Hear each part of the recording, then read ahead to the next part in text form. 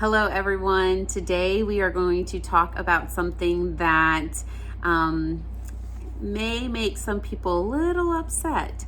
We're talking about hair bows. And even I would even go as far as to say is those hats that they put on babies' heads in the hospital.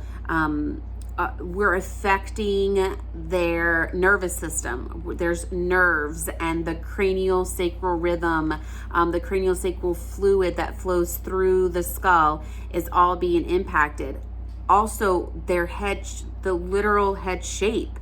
And so, because it's so soft, it adapts so easily to pressure. And those hats, if you're sliding something on it, that is pressure. The head bows, when you're putting them on baby, especially the ones with the big knots on the front, wherever that knot is, imagine the pressure that's sitting on their skull, and then all of the pressure that's going around the head. Specifically, I find you can even see where it sort of indents in the skin, the thin ones that wrap around. These can be really tight, and because they just sit in a focal point, it's almost like when you wear tight socks, and my pregnant mamas will know how I feel about this, but when you wear those tight socks and your feet swell by the end of the day and you have that indentation in your ankle, that is what this is doing to the skull. And it adapts, like their skull adapts, some, especially the wider ones, and the hats, you're not going to see that big indent line, but it is affecting the input, and the head, the skull, has a lot of sensory awareness in there. Again, the craniosacral fluid flows through there, and that is where we want to create space.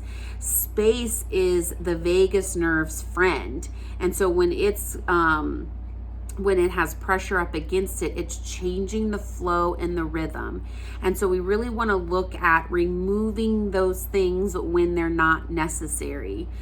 So when are they necessary? Well, I know a lot of, when you have a baby girl, you want to doll her up. And so when you're out in public, I know some churches, I worked with a family who the women had to cover their face.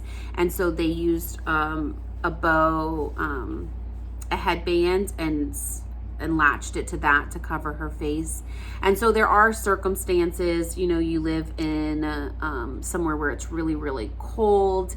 If you have to have something over their ears or their head, when you get inside, we take it off. When we get home for our outing, we take it off.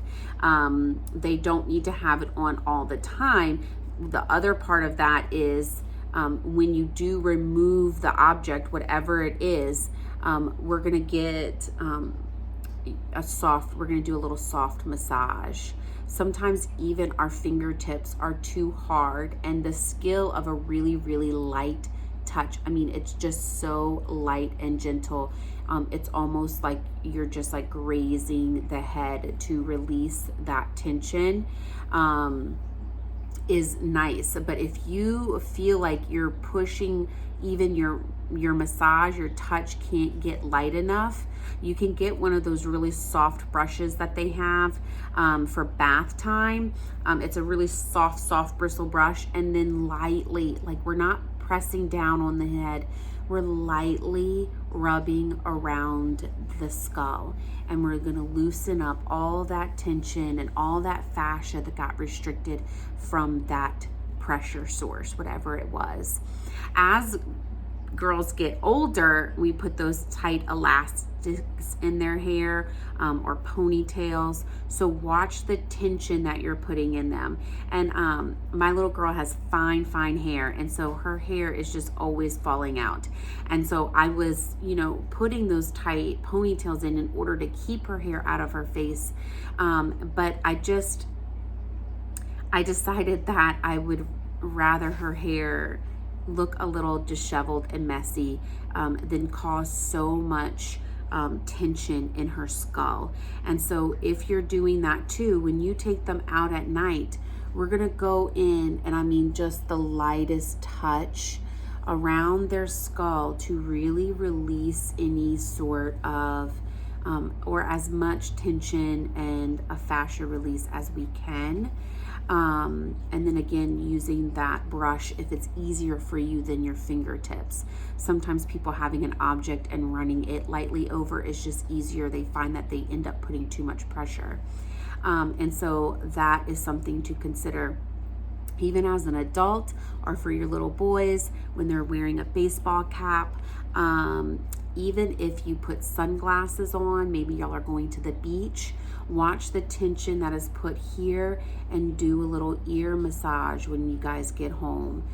Take those glasses off, and you can even start showing them how to do it so that they're aware. So baseball caps do the same thing. They're putting that tension around the skull.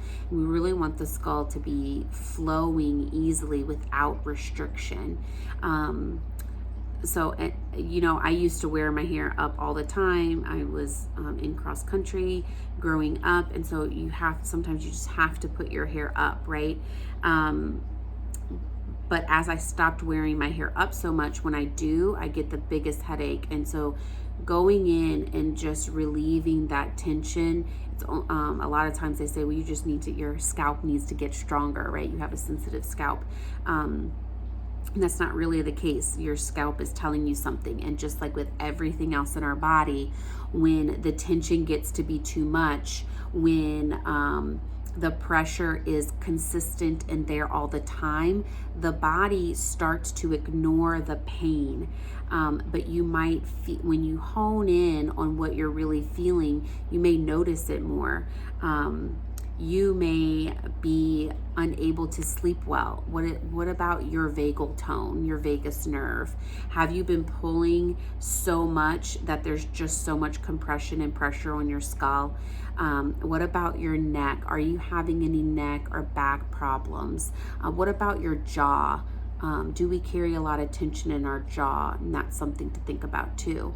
So it's not just, well, my head never hurts and I wear my hair every day, so that's silly. Well, we're looking at the whole body. And again, like with anything within our body, when we become adjusted to something, our body almost ignores it. We have these chronic pains everywhere that unless someone calls it out, we're not even aware of them. And so just something to think about and look at and consider, especially if your baby is colicky, has reflux. We really want to give that vagus nerve all the space that we can. We want to keep tension away from pulling into the jaw and behind the ears. We want that space. And so I always, every baby girl that comes into my office, or if I watch a video and they have that headband on, or they're in little tight braids or ponytails, we always have that discussion. So just something to think about. I hope that was helpful, and don't be too mad at me.